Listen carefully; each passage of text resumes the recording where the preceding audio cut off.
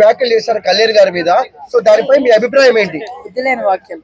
First అలా బుద్ధి లేదు, అలా మాట్లాడడానికి అసలు బుద్ధి లేదు అనిపిస్తుంది నిజంగా. అసలు ఆయన స్థాయి ఏంది, ఆయన స్థానం ఏంది, ఆయన ఎందుకు పోల్చుకుంటా నాకు అర్థం కావట్లేదు. ఫేమ్ అవడానిక చెప్పేచ్చు కదా, మేము పవన్ కళ్యాణ్ గారిని మాట్లాడితే ఆయన గురించి మాట్లాడితే మేము ఫేమ్ అవుతాం అని చెప్తే అదొక లెక్క కదా, అందరం పాజిటివ్ గానే తీసుకుంటాం కదా.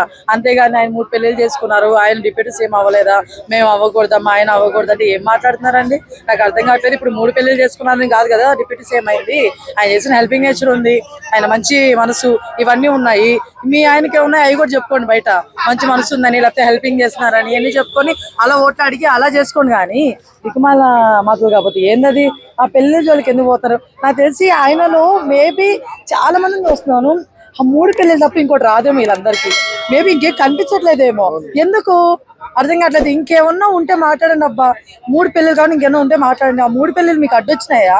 సమాజంలో హెల్ప్ చేయడానికి ఏమైనా అడ్డొచ్చినాయా? మీకు ఎవరికి రాలేదు కదా, మరి దాని గురించి ఎందుకు పాయింట్ చేస్తాం ప్రతి ఒక్కరు? ఈయన చేసిన దానికి ఆయన చేసిన దానికి ఏమైనా సంబంధం ఉందా? వాళ్ళు పద్ధతి ప్రకారం డివోర్స్ తీసుకొని వెళ్ళిపోయింది. నేను ఎంకరేజ్ చేయట్లా 3 పెళ్లిని, కాకపోతే వాళ్ళు ఒక ఇదితో వెళ్ళారు కదా డివోర్స్ తీసుకొని. ఇప్పుడు కూడా రేణుదేశాయ్ గారు వాళ్ళ పిల్లల్ని పవన్ కళ్యాణ్ దగ్గర పంపిస్తూ మంచిగానే ఉన్నారు అందరూ. ఇప్పుడు నువ్వు అలా చేసినావా? శ్రీనివాస్ గారితో నువ్వు అలా చేసినావా? వాళ్ళ ఆవిడ ఫస్ట్ ఆవిడ, శ్రీనివాస్ గారు వాళ్ళ ఫస్ట్ ఆవిడ వచ్చి ఇంటి ముందరికి వచ్చి గొడవలు వేసుకోవడం, వాళ్ళ పిల్ల పాపం నడిరోడ్డు మీద లాగడం, ఇది నువ్వు చేసిన వ్యాపారం. ఆయనతో పోలికేంది అసలు మీకు? నాకు అర్థం కాదు.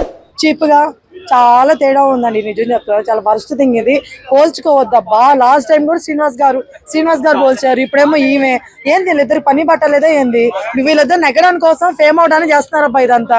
ఇదైతే నిజం అనిపిస్తుంది నాకు, అర్థమవుతుందా?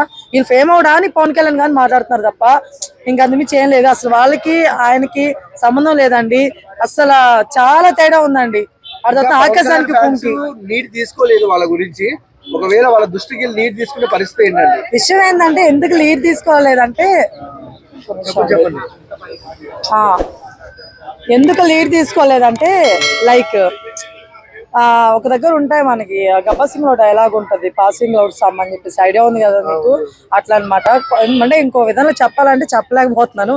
దారిని పోయే వాగుతూ ఉంటాయి, అన్నిటికీ మనం సమాధానం ఇచ్చుకుంటా పోతే బాగోదు, అర్థమవుతుందా? సో అలా నేను చెప్తున్నాను అనమాట. ఫ్యాన్స్ అందుకే కామ్గా ఉన్నారు, కాకపోతే మరీ కామ్గా ఉన్నా కూడా బాగోదు.